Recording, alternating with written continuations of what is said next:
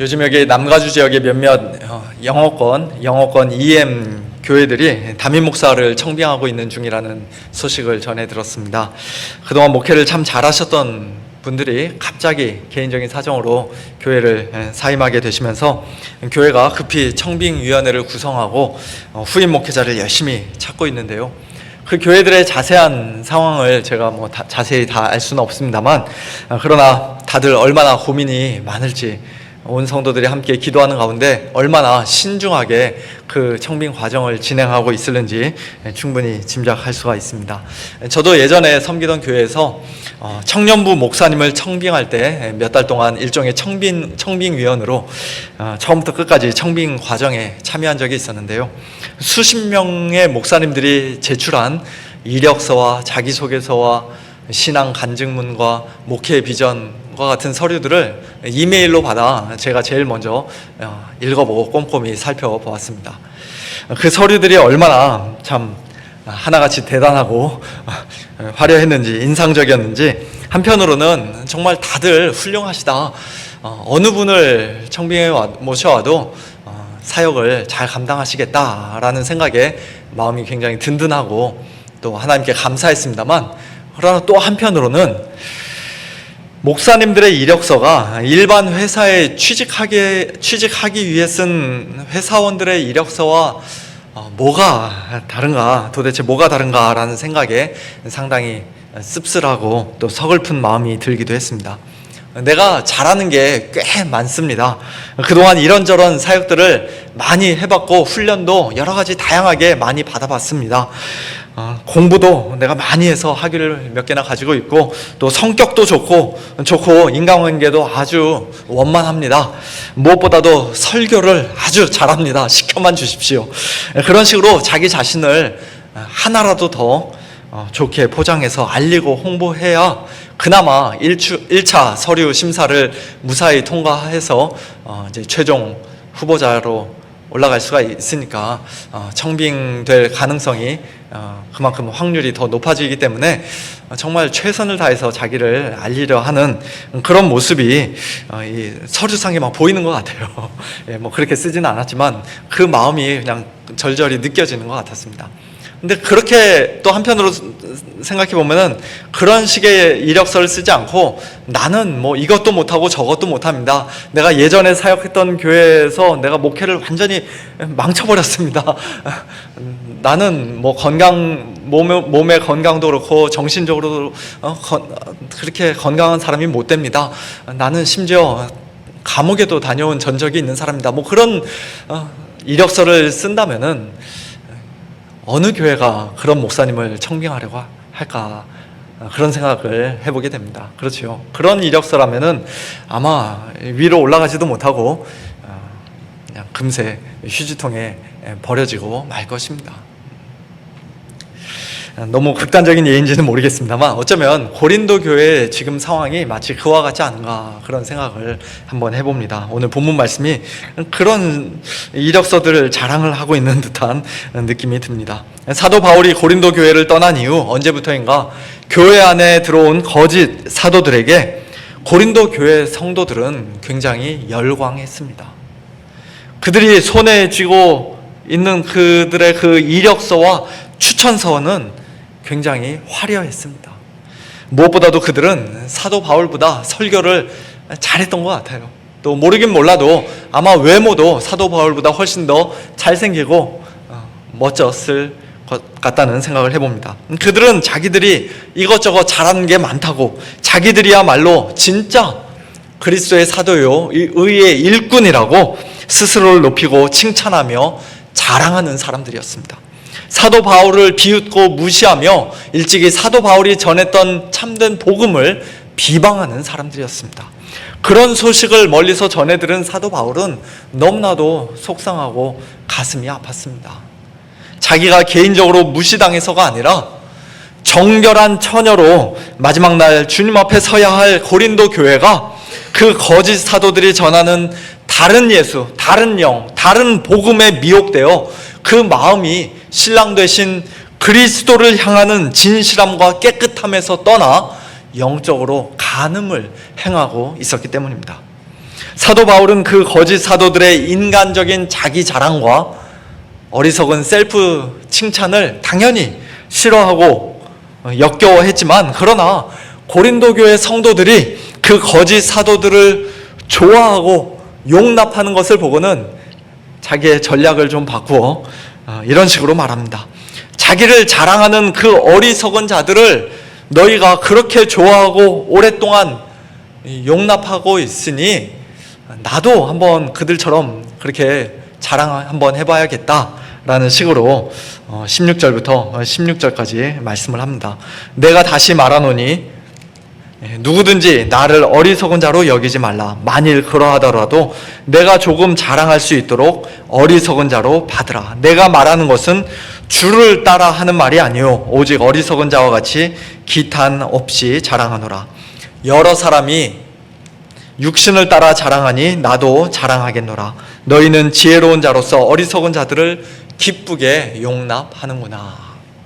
자기 자신을 자랑하는 이런 자랑은 주를 따라 하는 말이 아니지만, 주님의 방식이 아니고 주님께서 기뻐하시는 일이 결코 아니지만, 육신을 따라 자랑하는 자들, 어리석은 자들, 즉 그 거짓 사도들을 너희가 기쁘게 용납하니, 그렇다면 나도 마치 어리석은 자처럼 나 자신을 한번 자랑해 보겠다는 것입니다. 그러니 좀 참아 달라는 것입니다. 고린도 교회 성도들은 자기들이 스스로 지혜롭다 생각했지만, 실제로는 그 거짓 사도들의 정체를 제대로 파악하지 못하고 그들을 기쁘게 용납하는 심히 어리석은 사람들이었습니다. 20절에서 사도 바울은 그 거짓 사도들의 정체와 그들의 행태를 분명히 밝힙니다. 누가 너희를 종으로 삼거나 잡아먹거나 빼앗거나 스스로 높이거나 뺨을 칠지라도 너희가 용납하는 도다. 누가 뭐뭐 할지라도 라고 가정법을 사용해서 가정적으로 그렇게 말하고는 있습니다만, 그 거짓 사도들이 그런 일들을 실제로 행했다고 지금 말씀하고 계시는 것이에요. 그들은 고린도 교회 성도들을 자신들의 종으로, 노예로 삼았습니다. 한 입에 잡아먹고 집어 삼켰습니다. 성도들에게 있는 좋은 것들을 빼앗고 착취하고 자기의 이익을 위해 성도들을 이용했습니다. 스스로를 높이면서 아주 교만하고 오만하게 굴었습니다. 그리고 손으로 성도들의 뺨을 치고 얼굴을 때렸습니다. 문자적으로 정말 그렇게 했다는 것인지 아니면 비유적인 표현인지 우리가 정확히 알 수는 없습니다만, 분명한 사실은 하나같이 다 참된 사도다운, 참된 목회자다운 모습이 전혀 아니라는 것이에요. 정신적이고 심리적인 이상 증세들 중에는 매를 맞아야 쾌감을 느끼고 고통을 당해야 행복감을 느낀다는 마조히즘이라는 것이 있다고 합니다. 또 자기를 납치한 유괴범에게 연민을 느끼고 그를 사랑하게 되는 스톡홀름 증후군이라는 것도 있다고 합니다. 참 이해하기 어려운 그런 증세들입니다만, 고린도 교회 성도들의 모습이 마치 그와 같지 않습니까? 목회자라는 사람이 성도들을 종으로 삼고 잡아먹고 빼앗고 스스로 높이고 뺨을 치면, 아, 이 사람 가짜구나 즉시 알아보고 노우라고 큰 소리로 외쳐야 하는데, 단호하게 거부하고 완강하게 거절해야 하는데 전혀 그런 식으로 반응하지 않았던 것입니다.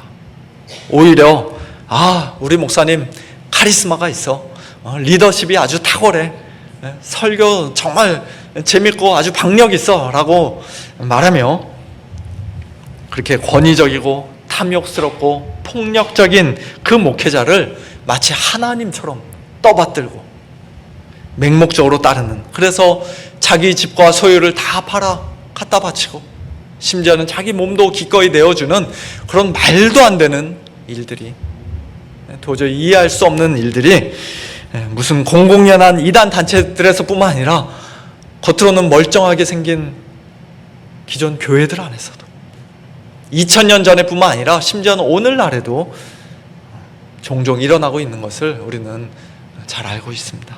너무나도 가슴 아픈 일이죠. 그들의 정체를 밝히고 그들의 행태를 폭로한 사도 바울은 21절에서 나는 우리가 약한 것 같이 욕되게 말하노라 하고 말씀합니다. 좀 더 쉽게 풀어서 말씀드리면 이런 의미라고 할 수 있습니다. 예전에 우리가 너희와 함께 있었을 때, 내가 고린도 교회에서 사역했을 때 우리는 참 부끄러운 말이지만 너무 약해서 너희에게 그 거짓 선지자들처럼 막대하지를 못했다.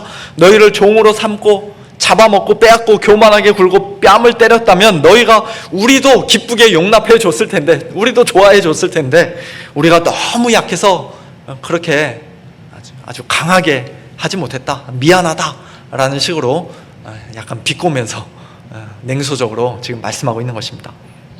그러면서 사도 바울은 이제 본격적으로 담대하게 그 거짓 사도들처럼 어리석은 자기 자랑을 한번 해보겠노라고 말씀합니다. 그러나 누가 무슨 일에 담대하면 어리석은 말이나마 나도 담대하리라.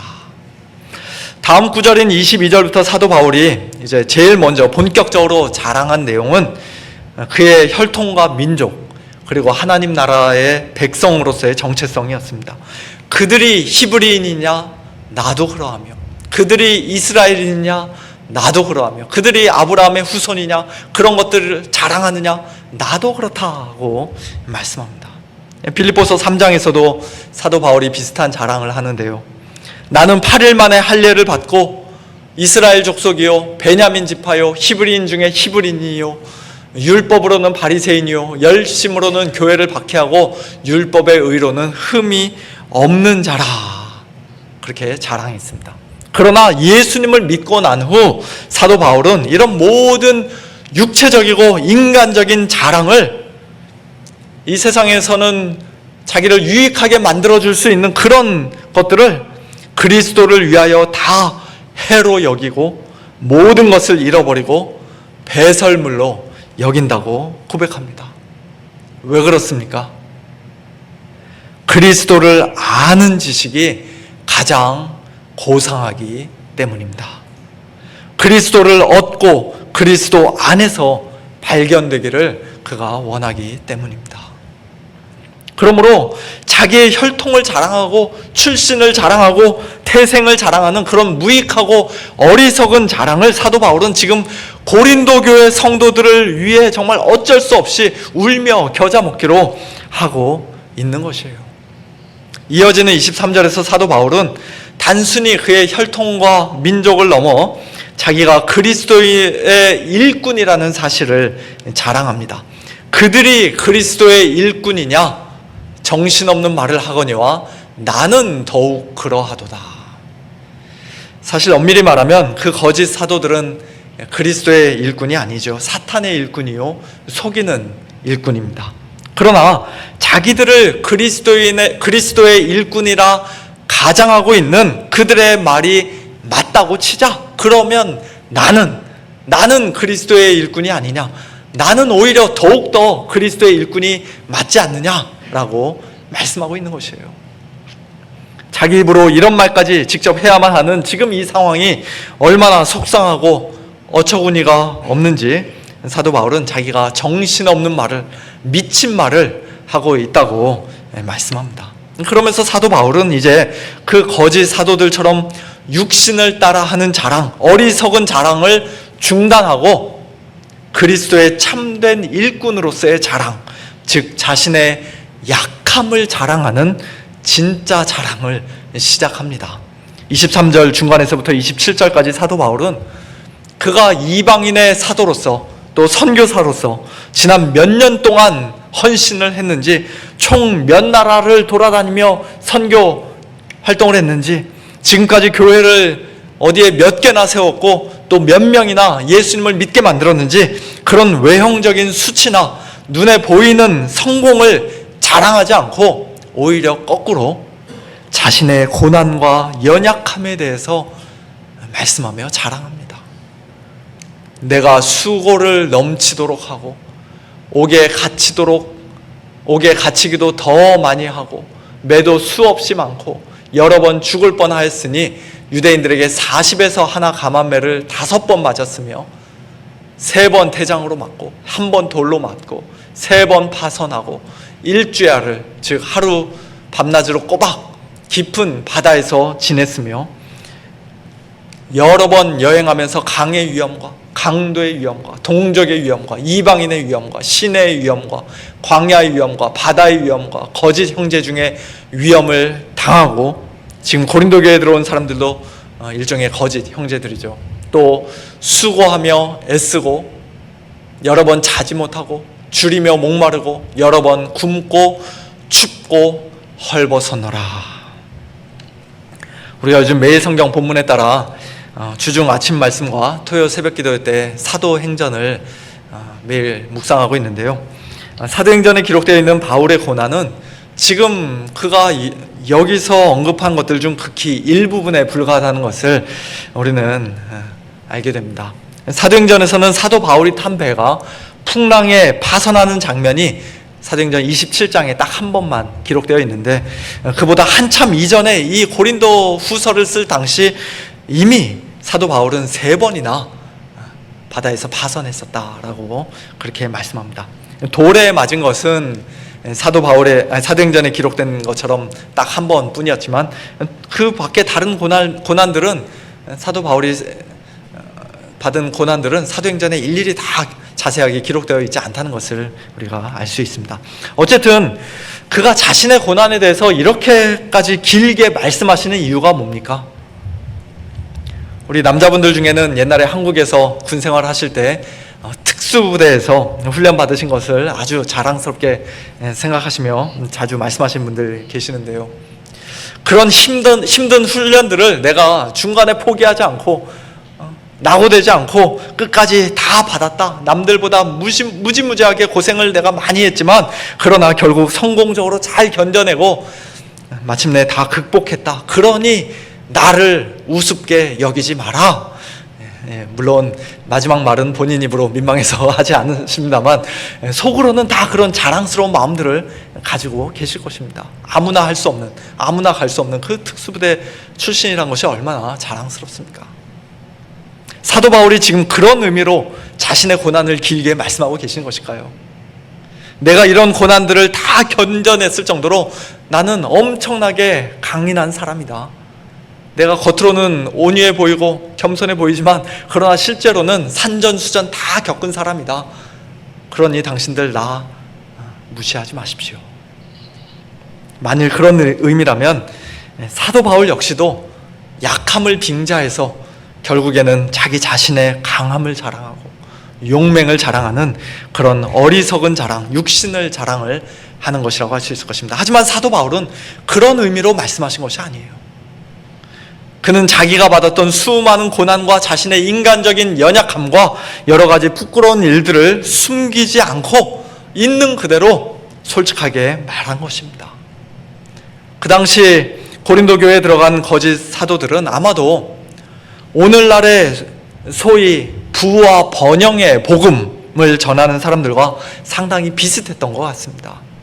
그들은 하나님의 축복을 받은 사람이, 더군다나 그리스도의 일꾼이요 사도라는 사람이 어떻게 복음을 전하면서 저렇게까지 지질이 고생할 수가 있단 말인가? 하나님이 늘 함께 하시고 철통같이 지켜주시면 돌에 맞지도 않고 바다에 빠지지도 않고 강도도 만나지 않고 교통사고도 당하지 않고 언제나 늘 건강하고 매일 밤 잠도 잘 자야 되는 거 아닌가? 그게 하나님의 사랑을 받는 사람의 모습 아니겠는가? 그런 식으로 생각하며 자신들의 성공과 형통을 자랑하는 사람들이었던 것 같습니다. 그러나 사도 바울에게는 그런 인간적인 강함과 또 화려한 성공이 아니라 철저한 약함과 수많은 고난이 자기가 다메섹 도상에서 처음 사도로 부르심을 받았을 때부터 주님께 친히 받았던 사명이었던 것이에요.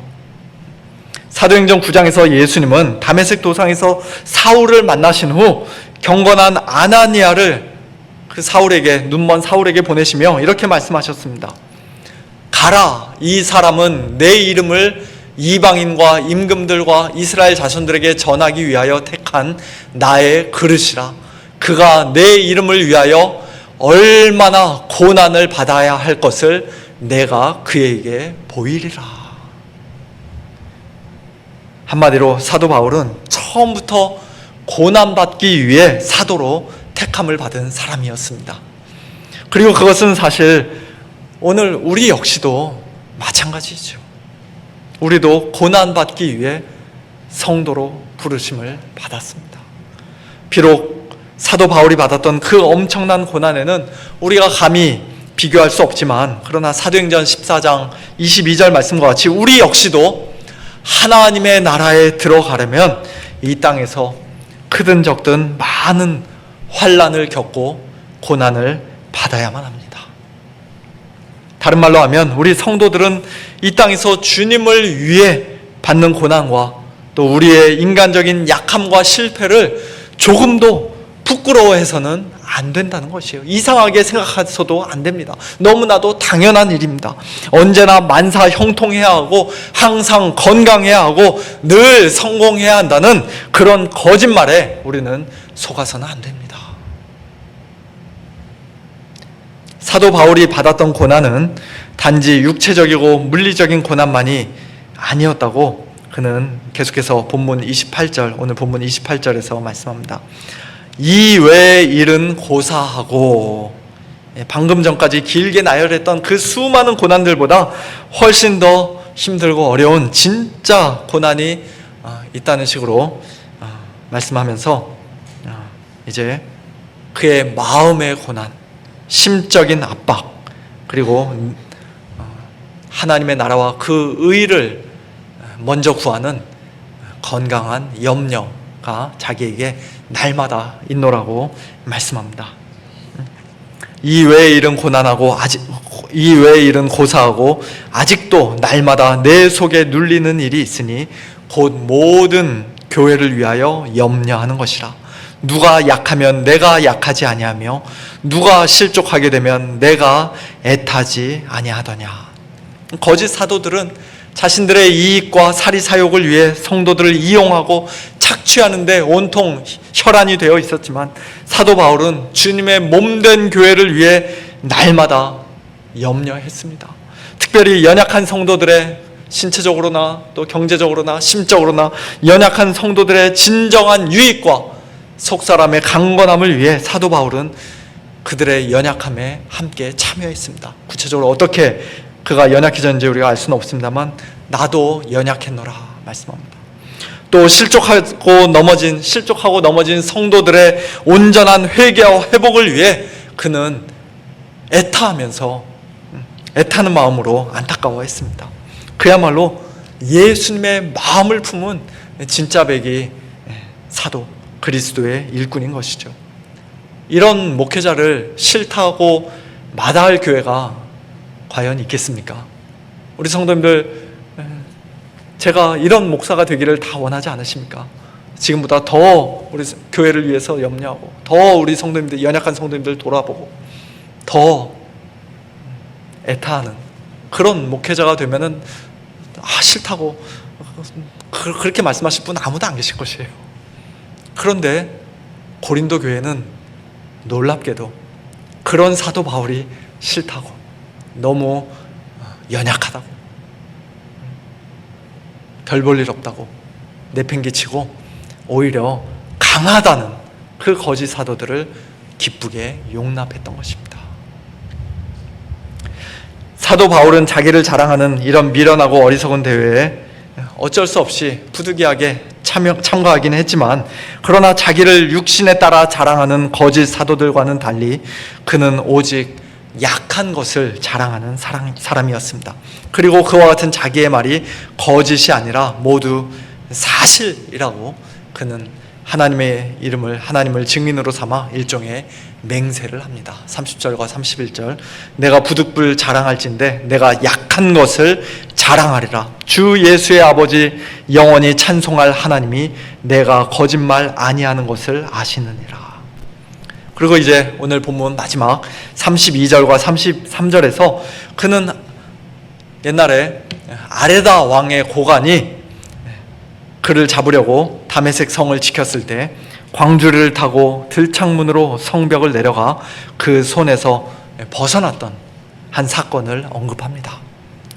시간 관계상 아레다 왕이 누군지, 그의 고관이 왜 사도 바울을 잡으려고 했는지 자세히 말씀드리긴 어렵습니다만, 그가 이 사건을 뜬금없이 갑자기 언급하는 이유는 아마도 이 사건이 사도 바울에게는 절대로 잊지 못할 가장 충격적이고 굴욕적인 수치스러운 사건이었기 때문일 것입니다. 사도행전 9장의 기록처럼 한창 밝은 대낮에 살기등등하게 그리스도인들을 잡으려고 다메섹을 향해 올라가던 바리새인 청년 사울이 부활하신 예수님을 만나 이방인의 사도로 부르심을 받고 아나니아에게 세례를 받은 후 그가 처음으로 복음을 전했던 곳이 바로 다메섹이었습니다. 뜨거운 열정으로 넘치는 감격과 감사로 그가 얼마나 열심히 복음을 전했겠습니까? 이제 남은 한평생 주를 위해 드리겠습니다 하면서 그렇게 열심히 복음을 전했을 것입니다. 그런데 다메섹에서의 그 복음 전파 사역이 여러 날이 지나 그를 죽이려고 공모한 유대인들에 의해, 그리고 오늘 본문에서는 그를 잡으려는 아레다 왕의 고관에 의해 그만 가로막히고 중단된 것이에요. 결국 바울은 예수님 믿기 전 다메섹에 왔던 그 모습과는 완전히 정반대로 캄캄한 밤에 마치 짐짝처럼 광주리에 담겨 조그만 들창문을 통해 성벽에서 달아 내려지는, 그래서 다메섹을 등지고 몰래 조용히 도망치는 그런 부끄러운 패잔병으로 전락하고 말았던 것입니다. 하지만 바울은 그의 신앙 인생에서 처음으로 고난을 받았던 그 사건을 통해 드디어 하나님이 일하시는 방식을, 즉 하나님은 우리 자신의 어떤 인간적인 강함이나 대단한 능력을 통해서 일하시는 것이 아니라 우리의 연약함을 통해, 실패를 통해, 넘어짐을 통해 일하시는 분이라는 사실을 더욱더 분명히 깨닫게 되었을 것입니다. 예수님의 공생애 중 수많은 기적과 놀라운 능력이 우리를 죄로부터 건져내신 것이 아니라 가장 무력하고 연약한 자의 모습으로 십자가에 피 흘려 죽기까지 하신 우리 주님의 그 철저한 겸손과 낮아지심이 우리를 구원해 주셨던 것처럼, 지금도 하나님은 자기 자신의 강함이 아니라 약함을 자랑하는 그리스도의 일꾼들을 통해, 참된 성도들을 통해 부지런히 일하고 계시며 또 큰 영광을 받고 계시는 줄로 믿습니다. 사랑하는 성도 여러분, 오늘 우리의 자랑은 과연 무엇입니까? 다른 말로 하면 우리는 우리의 약함을 자랑하는 자들입니까? 아니면 우리의 강함을 자랑하는 자들입니까?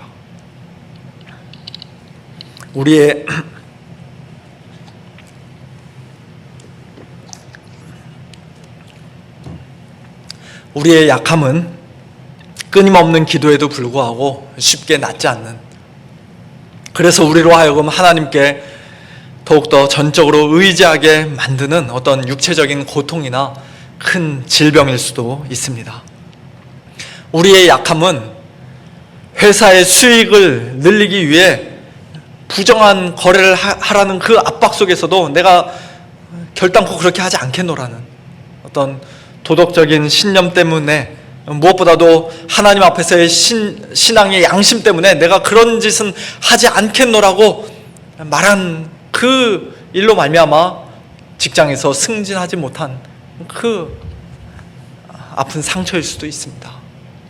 우리의 약함은 오랜 세월 우리의 간절한 기도와 진실한 사랑과 또 경건한 모범에도 불구하고 하나님을 떠나 하나님을 등지고 이 세상에서 방황하고 있는 우리 자녀들의 모습을 지켜봐야만 하는 그런 마음의 고통일 수도 있습니다. 우리의 약함은, 또 우리 자녀들의 약함은 동일한 믿음의 배우자를 만나기 전까지는 절대로 결혼하지 않겠노라 주님 앞에서 서약한 것 때문에 혼기를 훌쩍 지나 한평생 혼자 싱글로 살아가는 그런 모습일 수도 있습니다. 그것이 구체적으로 무엇이든지 간에 이 세상 사람들은 본인의 약함이나 약점을, 인생의 실패나 넘어짐을 남들 앞에서 웬만해서는 잘 드러내려 하지 않고, 입 밖에 꺼내려고도 하지 않고, 남들이 그것을 아는 것조차도 극히 꺼리는 것이 당연한 일이지만, 그러나 우리 성도들은 그렇지 않습니다. 그럴 필요가 전혀 없습니다. 한없이 약한 성도들이 우리 자신의 약함을 부끄러워하지 않고 오히려 자랑할 때, 하나님만을 전적으로 더 의지하게 될 때, 그런 우리 안에서, 우리를 통해서 그리스도의 능력은 더욱더 힘있게 나타나게 되며 하나님께서 더욱더 큰 영광을 받으시는 줄로 믿습니다. 이런 귀한 믿음 가지고 이번 한 주간도 우리의 약함을 자랑하며 하나님을 더욱더 온전히 의지하며 하나님의 일하심을 기대하며 오직 하나님께만 영광 올려드리는 복된 저와 여러분, 우리 모두가 될 수 있기를, 우리 서문장로교회가 될 수 있기를 예수님의 이름으로 축원합니다.